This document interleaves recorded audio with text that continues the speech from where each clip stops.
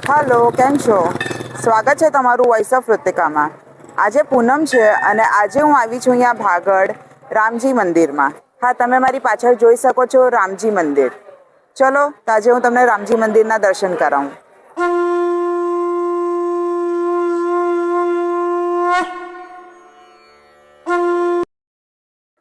તમે અહીંયા કેટલા વર્ષોથી છો?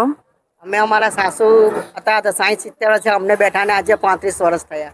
અને મોર્નિંગ કેટલા વાગે તમે આવી જાઓ? સવારે 6 વાગે આવી જઈએ, બપોરે 12 વાગે બંધ થઈ જાય, સાંજે 5 થી રાત્રે 9.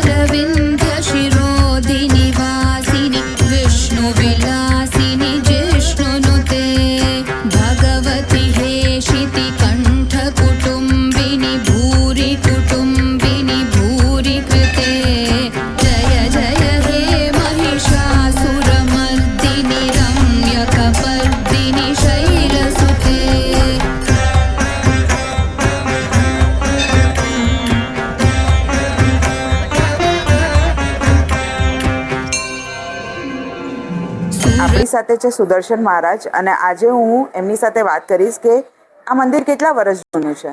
ઓછામાં ઓછા 150 થી 200 માં. અને આ મંદિર શેનું છે? કયા ભગવાન છે અહીંયા? આપણે રામજી મંદિર થી ઓળખાતું હતું, રામજી મંદિર તરીકે જ ઓળખાય છે. અને હમણાં પણ આ એરિયામાં આપણે રામજી મંદિર તરીકે જ ઓળખાય છે.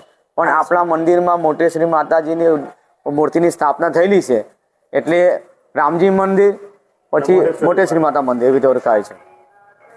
તમને શું લાગે છે હવે પહેલા કરતા લોકોનું જે મંદિર તરફ શ્રદ્ધા, આસ્થા, ભાવના થોડી ઘણી ઓછી થઈ ગઈ છે યા હવે વધવા કલયુગમાં વધવા માંડી છે? હવે વધવા માંડી છે. અમારી સાઈડ આટલી બધી મૂર્તિઓ છે એ શેની છે તમે મને સમજાવશો? નવગ્રહ ભગવાનની મૂર્તિઓ છે. નવગ્રહ ભગવાનની એટલે અહીંયા આ બધા નવગ્રહ ભગવાન છે જેની પૂજા કરવામાં આવે છે. જે ગ્રહથી પીડિત હોય, જેને ગ્રહ નડતા હોય તે લોકો અગર અહીંયા આવીને પૂજા કરે છે તો એ લોકોના ગ્રહ સુધરે છે. सुरवरवर्षिणि दुर्धरधर्षिणि दुर्मुखमर्षिणि हर्षरते त्रिभुवनपोषिणि शङ्करतोषिणि कील्बिषमोषिणि घोषरते धनुजनिरोषिणि दितिसुतरोषिणि दुर्मदशोषिणि सिन्धुसुते जय जय हे Mahishasuramardini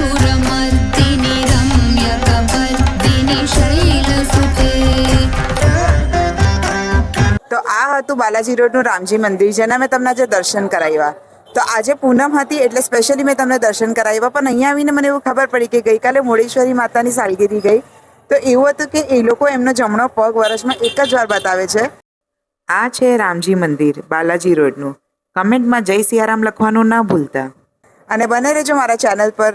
thank you so much. જય શ્રી કૃષ્ણ.